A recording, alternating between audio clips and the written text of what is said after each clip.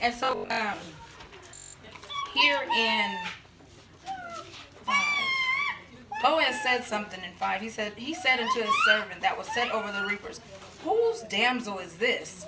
Basically, like, who she belong to? Who's where she come from? And they said, the servant said over the reapers said, it's the Moabish damsel that came back with Naomi. Now we know, and some of us do, the story of, excuse me, Moab and how that all came to be, right? We know that Moab, in my book, it says that not the heathen woman, but the Gentile woman. No, the heathen woman, which is probably right, who was born of a particular clan who didn't serve Yah or Yahuwah, and that is called a heathen. But the Gentile, we know that the Gentiles come from where? The Isles of the Gentiles. So the story of grafting in is not, this isn't a picture of that. This is really a story of love and redemption and redeeming my own, because Moab, as we go back and look at in Genesis 19:37 through 38, is Ben Ami, the son of my people. And we know that after Sodom and Gomorrah, his daughters had a bright idea. Let's get that drunk. That was a bright one. But that is us. When we don't operate in the mind of Hamashiach, and when we look at what our eyes can see and not what Yah is capable of doing, we see like the worst case scenario. I don't know if I would ever go that far, but hey, humanity, it is documented here. No, right? But it is documented here that our Yah knows and sees, and the nature of man is to what? To find its own, find its own religion, but also to cover their own tails, like what is that? The orb or the orb, the light. Cover yourself in your own unrighteousness, the kabed, your own unrighteous covering. But I need to cover it because now I'm exposed, and I gotta. Something ain't gonna go right. I gotta fix this, and when we fix stuff, we put our mitts on it, we mess it up real good, right? So we know that Ben Ami is the son of Lot, and this is where the Moabites and the Ammonites come from. We know that the Edomites, our brothers as well, are Jacob's grandchildren. Those are Esau's children. You'll see that in Genesis 36. And we know that Moab was located in the mountainous strip of the land of on the eastern shore of the Dead Sea. Modern days on the eastern shore of the Dead Sea. And they worshipped Chemosh, and they fought over territory. And we know that Ammon was their enemy because they forbid Israel from crossing through when Yah had let them out of the land of Mizraim. And we also know that Eglon, the king of Moab, joined forces to fight too. So we see all this enmity, but the king still had his eye on her. So I know where you come from. I know who you're a descendant of. I know your mama. I know your daddy. I know what you used to do. I know what they do. But something different, right? So he had his eye on her. We also, I saw, I said we look at the names. Maklon, his name, so this is almost like prophetic. His name meant sick. Or the primitive root was chala, rubbed, worn, grief, make sick, entreat, grieved. So Malcolm's name was sick. And Kilion's name was destruction or consumption. And you see that in your Hebrew word 3630. And the word Moab in your Hebrew Strong's 4124 came from the mother's father. So we know that Moab were the incestuous children of Lot and his territorial descendants. But they were still related to Avram, which meant, again, we have that conversation, like a lot of people can be Hebrew but not Israel, because Israel follows the Elohim of Abram, Isaac, and Jacob. I can be a nationality and still not be of the faith of my people. So it is a difference, okay? So here, not only is it a love story, it is a redemptive reconciliation and it's redeeming. It's a redemption story, as well as the story of Yah doing something that we know in, where is this? I have brought this other journal. The law of the temple, I believe it was. And I think into the 10th generation, Moabites, Amorites, none of the afflicted were allowed to be in the priesthood in the temple, right? Let me find that so that I'm giving it to you right.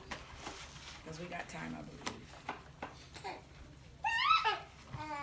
And we learned about this early on when we were doing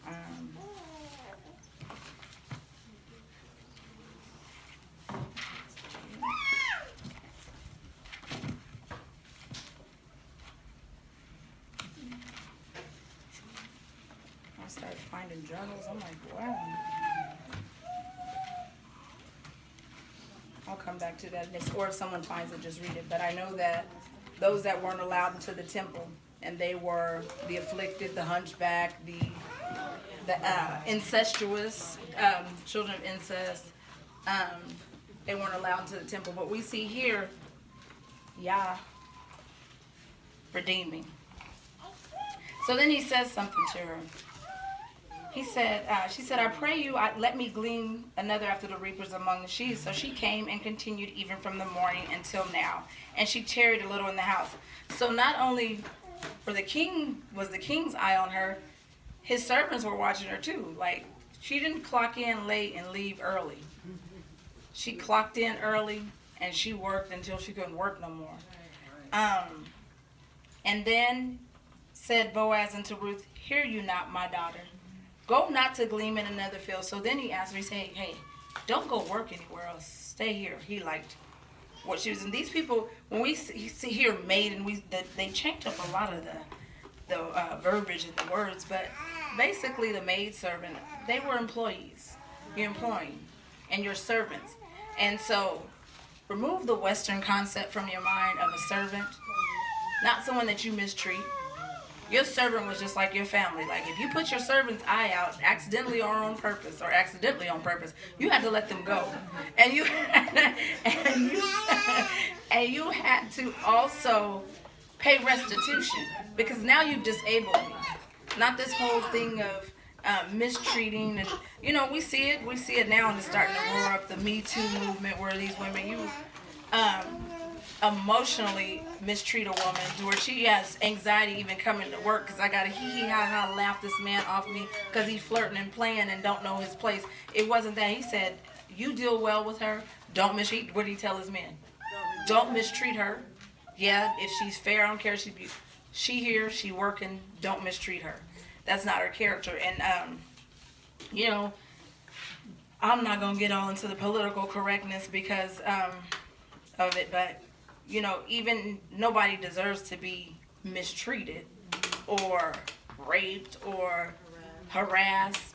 But that is why certain things are put into place in our Torah and just in community. Modesty. You don't arouse. We are humans, first of all. You don't arouse a man and do things. They're not your husband. You don't go to work dressing. If you gotta ask yourself, is this too much? Then yeah, maybe it is gonna change. Yeah, you gotta say, is this too much? Is this too? Go fix it. Go back and fix it. We want to do things decent and in order, and so he said, don't let your eyes be on the field. Let her reap. And I charge the young men that they should not touch you. So they've been commanded. He's the king, right? He employing everybody around there. And then if he's the king, he probably can command you to death as well. So don't put your hands on her. Don't mistreat these people in my workplace. No, treat them like family. And then she did something. He said, when you thirsty, you drink out the vessels that they've drawn. You drink the water from the well. That was another picture of something. Drink the water from the vessel. Yeshua, where he was like, come to me who thirsts, right? And you'll thirst no more. Because I have living water. But he basically, all that you need is here in my house. So you stay here. And here there's protection. And here there is rest. I'm not going to overdo you. I'm not going to overdo it. And I'm going to look fair into the ways of you, right? So then she says, why? She fell on her face. And this is an act and a show of humility. And she said, why have I found grace in your eyes, that you should take knowledge of me, seeing that I am a stranger? It's like, why? She inquired, the king inquired of her first. He asked about her, like, who is her? Who is her? Who is she? Who is that? And somebody read Matthew 5:16. Somebody else get 1 Peter 3 and 4. And somebody else get Proverbs 11:22. She's like, why have I found favor in your sight? Like, I know y'all know where I come from. I know you know my family. I know you know the stories. I know you know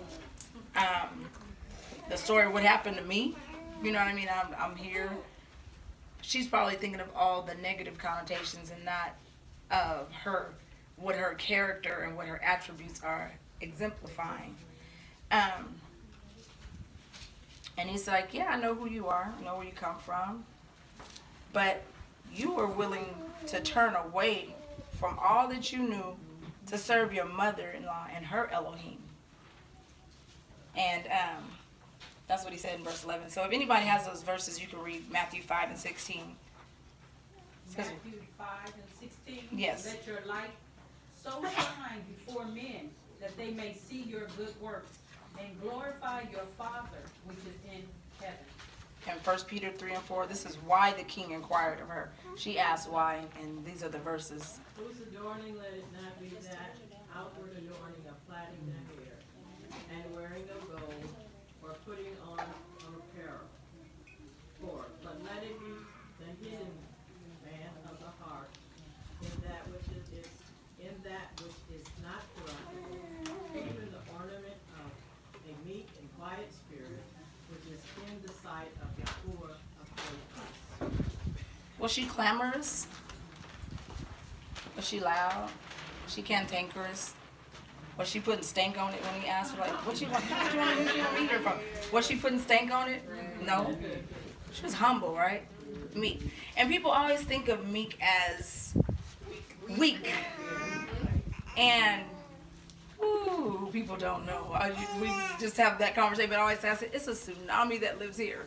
And it takes all of my composure, and I have to laugh sometimes. Like, I have to say, okay, what will this look like if I do that? Will be an adult temper tantrum. Don't do that. Like, so you have to. We know, we see. You see Moray's kids. No, my grandkids, so I can talk. They have my DNA. So I'm talking about me too. So you look at a child and you. Meekness. They don't have that. They don't have that reservation yet. I don't care that I look crazy, that I'm just make my face look crazy. Everybody gonna be looking at me the rest of the day. Right. She has all of that composed. So that's what he saw. Meek and quiet spirit. She had her strength harnessed. She was strong. You go out there and work and gleaming in the fields, bending over. My back was hurting yesterday picking up cans and putting tents and mattresses down. I had to take Advil last night before I went to bed because it's a lot. It's a lot. Bending and up and down, up and down. This is something different. Yeah, I work. I stand up all day. But this is, my muscles was doing something they hadn't been doing. So, my bend and snap was all over the place. So he said in verse 11, he answered and said unto her, it has fully been shown me that all you have done for your mother-in-law since the death of your man, and how you have left your father and your mother in the land of your nativity, and come into a people which you not heretofore.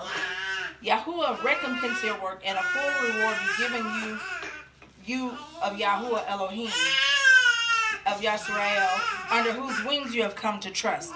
So he saw her heart, and he knew that he trusted. He knew. You giving her sugar? And you might as well give her some spaghetti. No. Yes. It's like, I know where you come from and what you have done. It has been shown to me. I didn't have to hear it. I'm watching it, right? I'm watching. Nobody didn't have to tell him. He was observant. I was thinking about some things that are very quiet and silent, but are often very arresting. Yeah. And a lion can be quiet, but he gonna get your attention, isn't he? You gonna stop. You gonna watch where he going. Meek, harness, poise, strength under control. He ain't coming for me, so I ain't running. I'm gonna watch where he going though, right? That's the same thing with a strong woman or a man who's composed and has his power under control. He don't have to say nothing. He can walk in the room. You're like, damn, who is he? And you watching him everywhere he go. You're not saying it. He's like, oh, watching everything he do.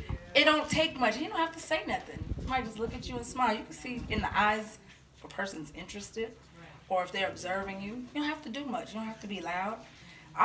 Loud is annoying. The Bible says it's better for a man to live on the rooftop of a house than with a clamorous, cantankerous woman. You make me go on the roof and I'm scared of heights.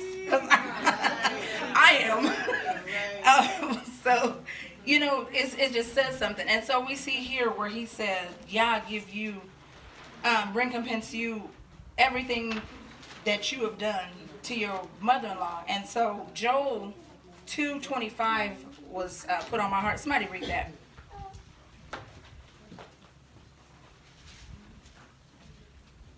And I will restore to you the years that the locust has eaten, the cankerous worm, and the caterpillar, and the palmer worm, my great army, which I send amongst you. Wow, he will restore to you the years the locust ate. So we see sometimes things as horrific, like this is crazy. And so my testimony is, I was leaving the house one day and I was getting all the kids ready. So I have Carly and everybody, and most people that know I lost my daughter in November, and she left me with 3 grandchildren. And so I had 2 girls and 2 boys when I was raising up all my kids. Carly's the bonus child. She came after everybody was almost done. And because Holden was 19 and my other daughter was 15 and my other son was 14 and the baby boy was 12. And so here comes Carly 12 years later. I'm like, oh, wow. And so it was just them. And I was always going, single mom, working. I worked. They got the baby. I remember getting a phone call from daycare. He sat up today. He walked today. I mean, Miss Diana she witnessed all the monumental moments. I just got conveyed to me on the phone at the time because 23 years ago it wasn't like the iPhone where you could FaceTime or live pictures. So I have pictures of this, but I miss those moments because I was working. I was caring for my children. And so I was walking out the house and Hulda called and she said, Mom, you know what I saw? I don't know what I was complaining about or something. She's like, that is just a distraction. She said, because what I saw today was Yah giving you back all 4 of your children. And I was like, you know what? And it's so funny because I can get me and 4 kids out the house faster than I get me and just 1. And I don't know why. Because it's crazy. You know, don't I get just me and the 4 kids? I get them up. You dress him, and then me and Carly be late every morning. What do we be doing? And I get up at 5:45, and I'm like, but I piddle around. But when it's all of them, it's like, you get this, get your backpack, get this. But everybody's closed out. Oh, Shay, you dress Hassan, and Carly put Brian's shoes on, help her. And she's like, nope, I saw us again. And so I saw that picture of the restoration. Like, no, yeah, it looks like it, but no. Because when I look at my granddaughter, I swear she is her mom all day long. The spitting image, bossy. But she like, hold it too. She bossy. We gonna play like this. Oh, you ain't playing like this? Where she go? She in her room. She's like, they don't want to play like I want to play. She gone. She ain't crying. I'm not playing with you. You gotta play like this or we ain't playing. So, oh my goodness. So the years the locust ate, he restores them. And he gave her beauty for her ashes. So, in exchange for everything she had been through, Yah is telling her, I see you. even though it's in the form of a man, but that's how Yah works, man, woman, we are his hands, right? We are the body. If we're the body, I like that song. Why aren't his feet moving? Why isn't his love reaching out? Why aren't his hands healing? Why are our mouths tearing each other down? If we the body, we claim to be the body. If we claim to be his people, why are we watching others suffer? Why are we laughing at their calamity? Why aren't we coming in and doing something? Love performs. It doesn't just say it. It don't. You can tell me you love me all you want to. It don't, and I'm not talking about monetary things, because I don't need nothing monetary. That's what a lot of times people say, oh, what do you need? Nothing. I don't need anything. I got too much stuff. I got a garage full of stuff outside, a storage full of stuff, 2 storages full of junk. Just like I had to move recently, and I'm like, what am I doing? Like, what is all this stuff? Where'd it come from? I don't need anything. And even down to being a minimalist, I still got too much stuff. So, yeah, it's given a lot of us more things, but that brotherhood, that sisterhood, that love, that meeting others that walk through life with you, who will take you by the arm and say, hey, you know what, sister, I see your limp. Come on, yeah, grab my arm, let's walk. You know what I mean? Let's just sit. I'll just sit here with you. Those kind of things. So Yah gave her beauty for her ashes. And so, just again, that picture where he said, I saw how you treated your mother-in-law and the good that you have done to her, and that Yah will restore you. And that thing with the mother-in-law, she hadn't been mean to her daughter-in-laws. They didn't want to leave her. Right. They weren't like, ooh, good, they did. Right. I can't wait to get away from her. They weren't. They pleaded with her. But you see where one was like, okay, yeah, I'm going to go on and go back home. She's right. And the other one was like, no matter what, I'm going to stay. And it's a lot of times where I remember having to remind my mother-in-law that one time. Her son, my husband, is her only child, and her only son. And I've been married to only children, too. And I've had 3 marriages, so I'm about to tell on myself anyway, huh? So I've had pleasant experiences with a few, but some of them with their only son, they can be ugly. And I'm very straightforward. I don't run from confrontation if I see the need to say something. Some things aren't even worth addressing, so I'm not, because I'm not going to do all that arguing and back and forth. We're not going to do that. But I'm just going to say what I have to say and get it done with. And you might be mad, but I'm okay after I say it. Get over it. You don't get over it. I got a lot of people to talk to. I got 5 kids and a bunch of grandkids, so somebody to talk to all day. But you know what I mean? But I just told her, I was like, look, you think that your son remembers your birthday all the time? It's me that reminds her, like, hey, today's your mom's birthday. It's me that reminds her, like, hey, I talked to your mom the other day. She said her hearing aid went out. And that's why you got the $1,200 to get your hearing aid. Your mom said her engine went out and he gave you a car. It wasn't because I wanted him to give you the money to buy a car. I could do a whole bunch. I heard you, though. And I conveyed it to your son. He did something about it. But it's because of my noticing and making mention of it to him. Because he'll just go on like every day. Like, oh, play golf, and come on, what we eating for dinner, and what time probably got to be picked up for basketball. It's just whatever. But those things a daughter-in-law reminds. It's like, hey, we observe, we're watching while we're sitting there talking. And so, even women, I have to remind myself. So I always told my kids, don't bring everybody home, because I don't want to be nice to everybody. Because I know some of them. I know some of their mamas. I went to school with them. I know some of their people. I don't want to be having grandkids with these people, because I already know what we're going to be dealing with. But even in that, once you love her, okay, I love her, I respect her. And then we teach the woman, that's why it says older women, teach the younger women how to. And I seen something where it was flipped that said, older women learn how to be reverent and not gossipers and not cantankerous and not this. And then the young women will listen to you. It's sad when it's gotten flipped. But that's what has happened.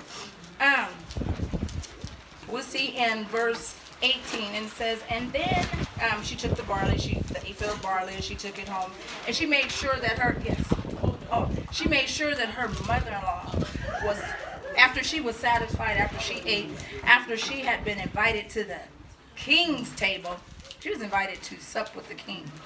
What was the vinegar? The wine? For the bread? Exactly. Oil and vinegar. So he invited her to eat the delicacies from his table that had already been prepared. You worked all day and this has already been prepared. Come sit down and eat. He rewarded her. And so, but after she had eaten, she didn't like, okay, I'm full. No, she took a portion home to her mother-in-law, right? And then so her mother-in-law asked her, where you been?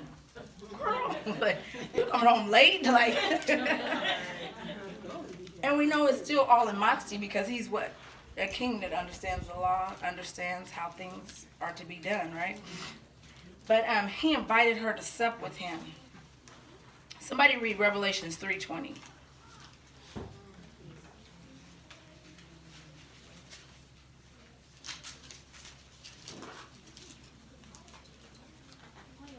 Behold, I stand at the door and knock. If any man hear my voice and open the door, I will come into him and will sup with him, and he with me. Wow. The king invites you to sup, which means he's pursuing you. Because if he come to your door and knock, people don't knock on your door if they ain't looking for you, right? So he's constantly looking for you. Constantly you're looking for an opportunity to invite us to sup with him, to invite us to talk to him. We could find so many other things to do throughout the day. It's like, oh yeah, I'm gonna start reading. Let me look at my face. Let me look at this. Oh, let me call so and so. And we miss out on the appointed time that he is set for us. He's been knocking, and that urgency and that pull, like it says, eternity is set up in the heart of man. And it's always that pull. And we always think it's something else. Like me, I'm like, oh, I get depressed. I want retail therapy. I'm like, I'm not gonna even. I'm gonna give the stuff away that I buy. But it's just like I the urgency to do something. Stop. Pause. Selah. Pray. Think. Clear your head. Turn off the noise. I'll ride home sometimes with the radio off so that I can decompress and hear. Verse 10, I didn't talk about favor. Hen. Your Hebrew Strong's 2580. And it comes from the hen, the root word kahan, 2603, merciful. Why are you being merciful? Who is man that Yah is mindful of him? Psalms 8:4. He made us a little lower than the angels. And we so disobedient, hard-headed, and stiff-necked. Well, why do you watch over us? Why do you, and it says, and then the word says, and he watches over his word. He watches that it performed that what he set it out to do. And he, in creation, he spoke everything else into existence. But I stopped and took out time and with my own anthropomorphic hands created you and breathed my life into you. So that is why I am mindful of you. That is why I correct. That is why I chasten and prick your heart and sometimes cause what looks like a catastrophic situation, but it's divinely ordered to get your attention because I have something for you to do. What I'm giving you, you can still use because I left you here. So that is why I'm mindful of you. The law of the foreigner is in Leviticus 24:22, and I think we read that in Exodus 12:49 as well. We were once foreigners in a land. What had to happen for us to get out of that land, though? Because we were being mistreated, right? No straw for the bricks. And they multiplying too fast. Throw them babies in there with them crocodiles. What was that? Our neighbor used to call the kids alligator bait, gator bait. Yes, oh, I had a... She was an older woman, and she said, oh. And we do. We have that within our own culture. It's dark. You got the dark skin against the light skin. And all one of my clients said, oh, you're going to Spain? I said, girl, they don't like me over there. I said, they want some melanin. I don't have enough. But then some of us here, we don't like, we in our own family, oh, she too dark. So the one little black girl from across the street, she would tell her, oh, get out. Oh, you got that girl on the porch with, well, she was back home in Mississippi, she'd be gator bait. I said, gator bait? Yeah, we throw little black babies into the water. I was like, oh my goodness.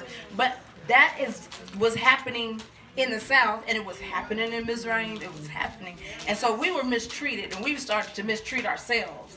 And so we see the picture of this. And so the law of the foreigner is you were once a foreigner in an unknown land, amongst an unknown tongue. Where are we now? In the land of our captivity, where we've been brought. And we just sojourners walking on through. And so Yep, and that whole thing, and even if you look at it in a spiritual sense, we are still sojourners in an unknown land, in vessels that are just walking on through time to get to eternity, because people do make so many preparations here in time that they forget about preparing for eternity and the eternal preparations that need to be made, the obedience that needs to take place, so that when we do stand before our King, we're not ashamed. So that when we do stand before our kinsman redeemer, we don't have to say, well, I did. No, you didn't. I didn't see you doing this. I didn't see you doing this. I didn't see you keeping this. So he said, be mindful of the law of the foreigner. That's why the whole thing with boundaries and borders. And you see where the war happened here. They were enemies. Why? Because you're keeping us from walking through somewhere that Yah told us to go on and go through.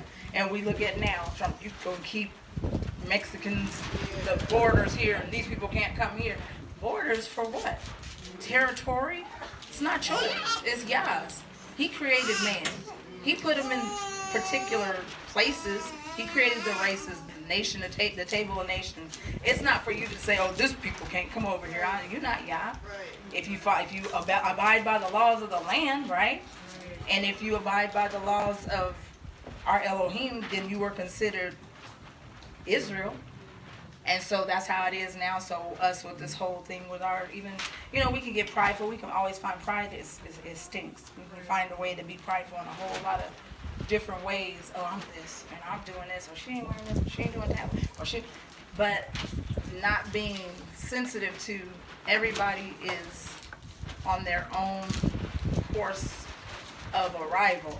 And let's be patient with one another and do it in love and compassion. He says, with love and kindness have I drawn thee unto myself. Not being harsh, not being mean, because no one cares how much you know. Because if you don't care about me, don't talk to me. I don't care if you know. I don't care if you know this whole book backwards and forward. If you don't know how to act it out, keep it to yourself. If you're not acting out kindness and compassion and love, and keep it to yourself. So, that goes back to where I was, here in 18. It says you took the food into the city, and where she had gleaned, and brought it to her mother-in-law. And she asked her where she had gleaned, where you been. She said, oh, be blessed that he did take knowledge of you. And she showed her mother where she had been and the man's name, who she had brought forth that day. And she said to her daughter-in-law, I'm paraphrasing, he is kin, the next of kin. And Ruth, Moabitess, said unto me also, you shall keep fast by my young. He told her to keep fast until they have ended the harvest. And Naomi said to Ruth that you go out after the maidens, that they meet you not in any other field. So she kept fast by the maidens of Boaz to glean into the end of the barley harvest, and stayed in her mother-in-law's house. And we see that he hired her. And when we're hired, she's employed by Yah. We're employed by Yah to be ambassadors. Some of us, needing some pink slips sometime, but hallelujah. He merciful. Because when we start to examine our work, a lot of times people say, oh, I get anxiety when I'm asked to do something. And a lot of times people forget that your body signifies or gives you signals to do things. And when you're disobedient and you warn with yourself, sometimes that anxiety is Yah saying, get up, and you're like, no, I'm done. But you're arguing with Yah, and your body, he will cause those triggers to go off. Because once you do, it's like, did you fall out? Did you drop dead? I actually had a worship experience. I was looking at something talking about the feasts, and one of the last three of the feasts are like Sukkot. Basically, if you come to Sukkot, and I'm just saying this because we're going into praise and worship too, and I know Malcolm always is employing us like, hey, I'm not up here performing. And y'all spoke to me, it's like, when you come with a gift. If you come empty-handed, you are saying that Yah is a lie, that he has not done anything for you all year long, even up until the time of this harvest time, that he hasn't given you anything. We are not to come here empty-handed. We are to come with something. If it's nothing, like the widow, she had her 2 mites, and Yah saw that because she gave out of all that she had, out of her last, out of her nothing that she gave. And us, we have something to give. We have, if we got a prayer to send up for somebody, if we got a dish to wash for somebody, if I'm gonna need help in the kitchen, we got some chopping to do. Shameless plug. All of those things. If it is to a mom frustrated with her baby, take the baby and walk off with the baby, hug the baby, do something. If it's just I'm saying, like, you, of course you're gonna let her know, but she ain't gonna give you her baby if she's not frustrated. But extend yourself. And it says, and she lived with her mother-in-law, and in the secret place there is protection. He hid her in the tabernacle until it was time, and so we'll see that next part of it. And next week we'll see Boaz redeemed. And the word Malakah, and we know that the word Malakah means queen. And just a side note, there was just something that was on my heart. Queening isn't defined by the way you rule over or exert your authority over another, but as a matter of fact, it is being controlling that is the evidence and gives the proof in the fact of your life that your life is out of order. When we come trying to control other people and their space and their things and their children, it shows our lack of control over self. Because I tell people all the time, it takes me 24 hours to mind my own business all day. It really do. And so if I take notice of certain things, it's because I really care. And then I'm not going to overstep boundaries unless I'm invited. Being a queen is shown in the way that you master and control yourself, not everything else around you. It's annoying and it's chaotic. And so the woman that the king sees is reserved, modest, quiet, humble, self-controlled, the hidden treasure of her. And that is, you can find the word for treasure hidden in your Strong's Hebrew 68:45. We know that men, naturally, they find things that they want. You don't have to peacock for their attention. They're hunters by nature. So I wrote down another few scriptures: Exodus 2:2, Proverbs 27:16, and Psalms 83:4, where it talks about a pig in the snout of a ring in the golden ring in the nose of a pig. How it's unattractive, right? Just indiscreet. Indiscreet, unattractive. So the woman that the king has his eyes on. Until next time, shalom, and thank you for your time, ladies.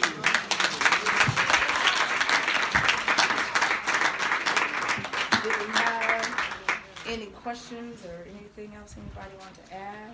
No, well, I got the difference between gleaming and stealing. Gleaming and stealing. Okay, that's a good one. Oh, that's a good one. The difference between, go ahead, sir. You know it? Go ahead. No, go ahead. No, now I facilitated my part. You go ahead. Because when you were talking about the divine orchestration, that came to my mind too, that she was out there getting the leftover in Amalek's fields, and it just so happened on that day that Boaz comes back into town from the house of bread. And like you just see that divine orchestration, that he has his eye and he hears her story. Like, it was just that, yeah. So that's what it was, is she was allowed to go after they had harvested and pick up the extra. And you'll see that in Leviticus 24:22. Says you have to leave the ones out for Leviticus. I'll read it. Go ahead, read it. It's Leviticus 23:22. It says, "And when you reap the harvest of your land, thou shalt not make clean riddance of the corners of thy field when thou reapest, neither shalt thou gather any gleaning of thy harvest. Thou shalt leave them unto the poor and unto the stranger. I am Yahuwah your Elohim." Leviticus what? 23:22, and then read Exodus 12:49. Oh, Okay, 23. Exodus 12 and Wait, but the other one was Leviticus 23:22. Yes. Okay, because okay, just want to make sure. So Exodus. That's I did apart it from wrong. that one up there. No, I did that wrong. That's different. You put 24 and 22 at the But bottom. it's apart from it, right? Let me read that one, because I might, You said 12, Exodus 12, and what? I'll read that one. 12:49. 49.